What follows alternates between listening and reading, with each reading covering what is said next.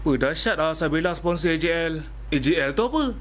AJL lah, yang event orang menyanyi lepas tu menang dapat award tu. Oh, yang dekat TV selalu setiap tahun ada tu Ha, yelah, kau tak tahu TV ke? Oh, tahu. Tapi Sabila ni siapa?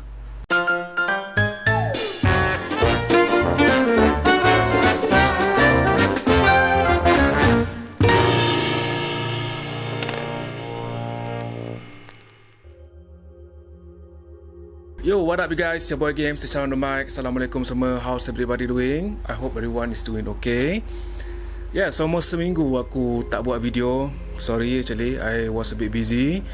Aku ada benda yang aku kena settlekan. And yes, now I'm back. And currently aku dekat segmen kelibat usahawan. And aku nak berceritakan, aku dah sentuh buat usahawan lain ni. Aku nak cerita, but still, the main reason aku buat segmen kelibat usahawan ni, my purpose is actually lebih nak tarik orang untuk buat bisnes. Yes, I hope bila korang tengok video aku ni, korang dapat satu idea macam mana korang nak mulakan perniagaan, mulakan bisnes. Today aku nak bercerita tentang satu produk, iaitu Sabela. So siapa sebenarnya Sabela ni? Yang baru-baru ni dia ada sponsor satu anugerah yang besar. Oh, by the way, aku memang jenis yang sensitif dengan bunyi. Aku sensitif dengan bunyi dan aku sensitif dengan muzik. So basically this anugerah yang baru keluar, dia memang anugerah yang aku selalu tengok lah, yang memang aku akan tengok every year. Dan aku concern siapa yang menang. Dan bila aku menang, aku akan go through dia punya lyrics dan dia punya sound everything. So this is aku memang macam tu. Dan aku tengok company Sabela ni dia sponsor anugerah tu. Okay, kenapa aku cerita pasal Sabela ni? First kali sebab aku nak ceritakan sebab apa yang aku go through. Dia punya jalan cerita dia for me is inspirational. Aku inspirasi tengok macam mana dia mula start business dulu. And today I'm gonna cover about it. Okay, just a bit disclaimer. Video ni tak ada disponsor oleh mana-mana. Maksudnya tak ada disponsor oleh company ni tak ada sponsor, tak ada. Aku just bercerita sebab aku inspiration dengan apa yang dia go through, dengan apa macam mana dia start. Yes, so kalau korang fikir company ni bayar aku untuk buat video ni, no, it's totally wrong. Aku buat atas sebab aku nak buat. Tak ada siapa-siapa sponsor. Mungkinlah kalau korang nak sponsor one day untuk video aku, mana tahu. Okay, back balik. So basically produk Sabela ni, founder dia sebenarnya ada 2 orang. Dia punya wife nama Puan Siti Fatimah, and dia punya husband is Tuan Muhammad Sufian. So masa mula-mula diorang start business dulu, yang Tuan Muhammad Sufian ni dia sebagai seorang pelukis plan. Dia kerja dia lukis plan hari-hari dekat satu company yang dia tak mention company mana. But dia lukis plan, and dia punya wife ni nak support dia punya perbelanjaan keluarga. Apa yang diorang buat business. Oh, by the way, Sabela ni adalah satu produk tudung. Dia bukan saja ada tudung, dia ada baju kurung. Dan apa yang menarik tentang produk dia ni memang jenis tudung yang tak digosok. Dan baju kurung dia pun, apa yang aku tahu, dia jenis tak digosok. Puan Siti Fatimah ni dia ada masa tu dia cuma ada satu je mesin jahit kat rumah dia. So bila dia ada satu mesin jahit ni, dia deliver lah. Maksudnya dia deliver produk pada orang. Bila orang order tudung, dia buat everything. Dan sampai satu tahap dia keep buat sampai dia punya tangan ni bengkak. Dan masa tu dia menjahit 100 helai sehari. So korang just imagine, korang buat tudung, korang menjahit, korang gunting and everything, tangan dia sampai bengkak dan sampai sakit. Sampai dia dah memang sakit lah. Sakit dan tak boleh bergerak. But that doesn't stop dia untuk jalan sebenarnya tau. Dia tak stop. Dia still teruskan untuk jalan. That doesn't stop dia. Walaupun dia sakit, dia still jalan. So this is the part yang aku rasa inspiration lah. Sebab apa? Sebab aku teringat lah satu perkataan, iaitu man jada wa jada. Barang siapa bersungguh-sungguh pasti berhasil. Semua orang akan melalui proses struggle dalam bisnes. Tak kisahlah sama ada kau baru mula berniaga, atau kau middle dah sampai satu level, ataupun kau dah berjaya. Semua orang akan lalui proses struggle. Kau kena hustle every day. Kau kena tambahkan ilmu kau every single day. The question that you should ask yourself, kalau anda kata ada satu benda yang mungkin mencabar bagi kau atau mungkin susah, kau nak stop atau kau nak teruskan? Sebab Allah pun dah berfirman, barang siapa yang bersungguh-sungguh pasti dia akan berjaya. So your choice. Kau nak stop atau kau nak teruskan? Okay, coming back. Masa tahun 2020, seseorang yang cuma ada mesin jahit, satu mesin jahit je dekat rumah, sekarang dah ada satu kilang. So one of the best thing bila buat business ni, kau akan ada aim. Ada aim pada diri kau yang apa yang kau nak jadi lepas 3 tahun, atau mungkin lepas 10 tahun, atau mungkin lepas 5 tahun. So kalau aku tanya semua orang ada target masing-masing. So even personally aku sebagai seorang videographer, aku pun ada target aku sendiri. Dan aku tak nak share lah apa target aku. Maybe one day aku akan share. Dan macam mana dia grow dia punya business, basically dia ada banyak dropship lah. Okay, dropship. Kalau nak tarik seseorang jadi agent kita atau nak jadi dropship kita pada early stage, it's not easy kalau tak ada ilmu. Oh, before aku terlupa, founder Sabela ni dia, bila dia dah sampai setahap, dia dah buat mesin jahit, dia dah jahit kat rumah sampai 100, sampai tengah bengkak. So dia take option untuk keluar dan cari dia punya mentor. Dan mentor dia ialah Dr. Rizan Osman. So this is the thing yang aku inspire jugalah. Sebab apa, aku tengok kebanyakannya ramai yang sekeliling aku atau mungkin kawan-kawan aku yang bila diorang nak berniaga, diorang tak cari diorang punya mentor. So diorang just fikir bila aku berniaga dengan ilmu yang aku ada, mungkin Facebook ads, mungkin Instagram ads, aku dah boleh jalan sendiri. Personally, aku suggest kepada semua orang yang baru nak mula bisnes atau mungkin berminat nak buat bisnes, pergi cari mentor. Yes, korang kena ada mentor bila nak buat bisnes. So just imagine dengan hanya 100 helai sehari, sekarang dia dah ada kilang yang besar dan dia ada ramai dropship dan agent. Bukan tu je, kalau korang biasa pergi highway, korang nampak kat highway ada bersepah-sepah, aku punya cakap ada banyak diorang punya billboard. But still, video ni tak disponsor oleh mana-mana pihak. Diorang tak sponsor aku buat sebab aku nak buat. Jangan salah anggap aku tak ada promote dia punya produk ke, no. Aku just inspiration dengan apa dia punya cerita. So kembali balik, kenapa aku bercerita pasal produk Sabela ni? Bagi free marketing je kat diorang. Okay, the purpose aku buat benda ni sebenarnya sebab aku nak bercerita pasal satu tajuk yang penting, iaitu branding versus sale. So apa tu branding? Apa tu sale? So kalau anda kata mungkin korang dah tahu yang mana aku kena buat dulu, branding dulu ke sales dulu? So sebelum aku jawab soalan tu, aku nak bercerita sikit apa itu branding. Branding ni adalah lebih kepada satu method untuk bagi orang kenal kau. Sebagai contoh, kau buat logo, kau buat advertising yang tak ada call to action. Maksudnya bila orang tengok benda tu, orang tak ada option untuk pergi beli. No, tak ada. Itu ialah branding. Aku nak bagi beberapa contoh. Sebagai contoh, kalau korang tengok McDonald, so aku rasa mesti semua orang tahu brand McDonald kan. Sebab aku rasa mesti almost all of you pernah makan McDonald. So aku nak tanya korang, bila korang tengok iklan McDonald, apa music yang first kali korang boleh dengar? Yummy, yummy, yum. Aku rasa korang semua tahu kan lagu tu kan? Barabapapa.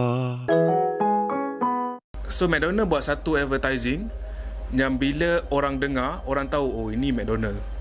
So branding ni lebih kepada nak bagi orang ingat kita. Bila orang dengar je lagu ni, orang akan ingat ni. Bila orang tengok je colour ni, diorang akan ingat branding kita. Bila dia ingat je satu pakaian ni, dia akan ingat kita. Ingat satu minuman ni, dia akan ingat kita. Yes, itu ialah branding. Okay, sebagai contoh lain, kita tengok Red Bull.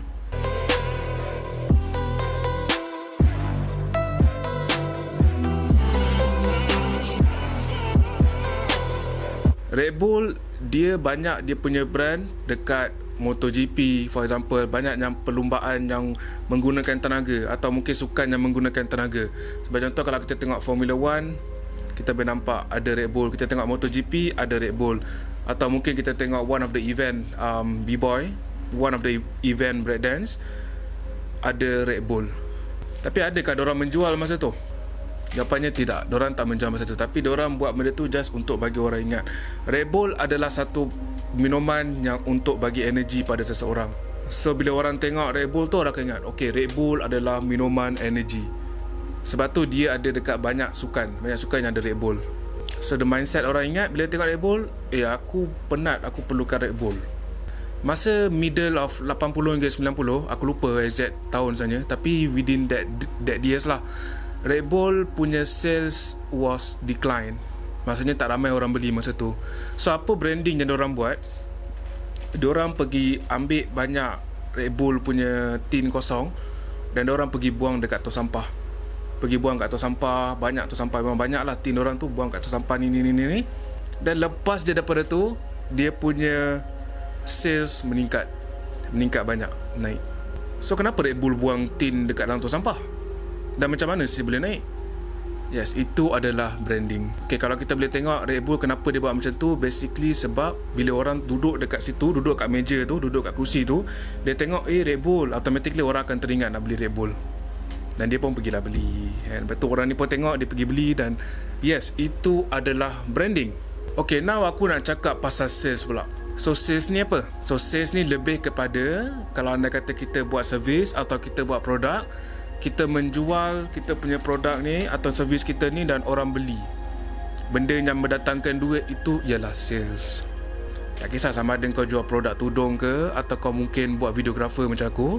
Orang beli produk kau atau orang beli servis kau, automatically benda tu jadi sales. So the biggest question sekarang ni, aku baru nak mula berniaga, aku baru nak start business. So yang mana aku perlu buat dulu? Adakah branding dulu atau sales dulu? Okay, aku bagi korang example. Sekarang ni aku yang baru nak mula bisnes, aku ada RM1,000. Aku ada RM1,000 dan aku ada produk aku sendiri. So daripada RM1,000 ni, apa aku buat? Aku pergi bayar designer untuk buat logo, dan aku pergi bayar artis untuk buat IG review. Lebih kurang lah aku bayar artis buat IG review, dan aku bayar buat logo, dan mungkin aku ada buat benda-benda kecil macam packaging or whatsoever. Kos tu lebih kurang lah 800 lah semua, sebagai contoh. Situasi pertama. Okay, situasi kedua, aku ada 1,000 dan aku ada produk. Apa yang aku buat, aku jual je produk aku. Aku jual je produk aku, dan aku pergi jumpa dengan kawan aku. Weh, kau nak beli tak aku punya kuih? Try lah beli. Benda ni aku baru nak start berniaga. Kau try support sikit tolong lah kan. Dan orang tu beli. Sampai kau punya produk ni dah habis. Engkau ada keuntungan daripada produk engkau, dan kau ada RM1,000 tadi. So korang rasa mana yang korang kena buat dulu? Adakah branding atau sale? So personally, jawapan aku, the first thing kau kena buat is kau kena buat sales. Aku jumpa ramai kawan-kawan aku atau mungkin surrounding aku, first kali diorang nak buat, diorang nak invest pada branding. Okay, sekarang ni aku ada produk. So aku ada produk, so apa aku nak buat? Aku nak branding aku naik. So bila branding aku naik, first kali aku nak buat, aku nak pergi sponsor satu stesen TV. Aku nak sponsor satu radio.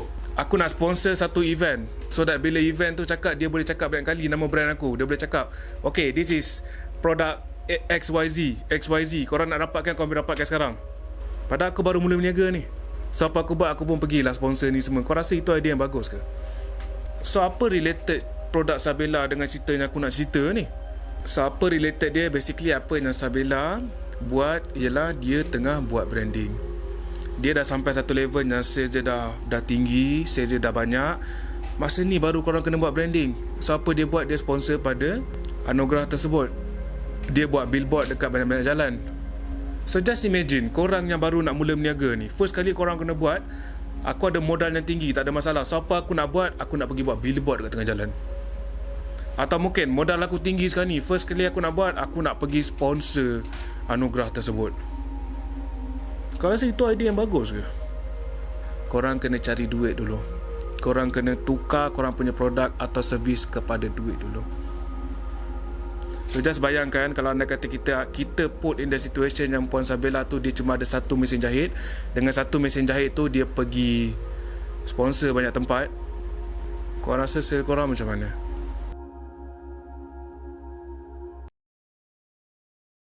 Okay guys, I guess this is it. Thank you for watching. Okay, sorry for kalau ada kata ada salah silap, salah cakap ke apa, aku minta maaf. Yang buruk datang pada aku, yang baik datang daripada Allah SWT. By the way, aku just nak remind semua orang, kalau anda kata korang baru nak mula bisnes, korang kena cari mentor. Aku tak suggest korang run korang punya bisnes sendiri kalau anda kata korang tak cukup ilmu.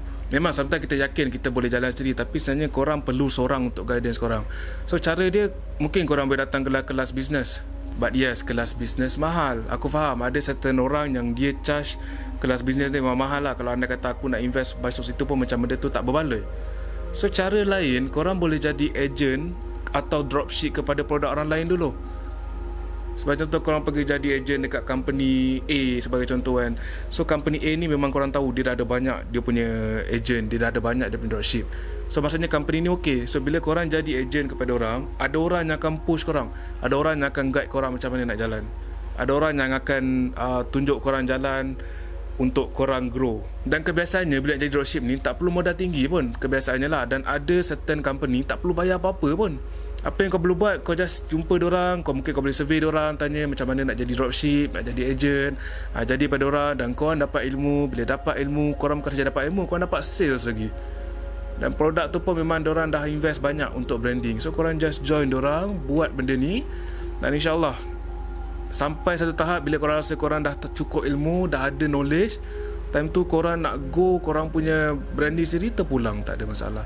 Tapi as a start, jangan invest untuk branding Jangan fikir rasa macam aku nak run sendiri. Kalau korang ada knowledge, tak ada masalah. Tapi kalau anda kata korang tak ada, aku suggest korang pergi jumpa mana-mana founder dan jadi agent kepada diorang. But still, aku nak make it clear, video ni tak ada disponsor oleh mana-mana. Tak ada company yang sponsor aku untuk buat video ni. Tapi aku punya main objektif lebih kepada nak tarik orang untuk buat bisnes. Sebab buat bisnes ni memang best. Cari circle yang betul, cari kawan yang betul, insyaAllah korang boleh go through. Masa mula-mula korang nak buat bisnes, memang korang akan tak ada kawan. Dan basically aku dah lalui benda tu, so aku tahu macam mana feeling dia bila korang nak buat bisnes, tak ada orang support, tak ada orang apa.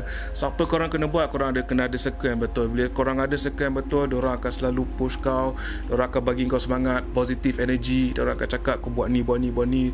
And yes, InsyaAllah ilmu bisnes korang berjaya. Aku doakan kepada semua yang baru nak mula bisnes, semoga korang berjaya. Dan doakan aku juga supaya terus berjalan, supaya aku boleh bagi korang some ideas untuk macam mana nak mula bisnes. Peace.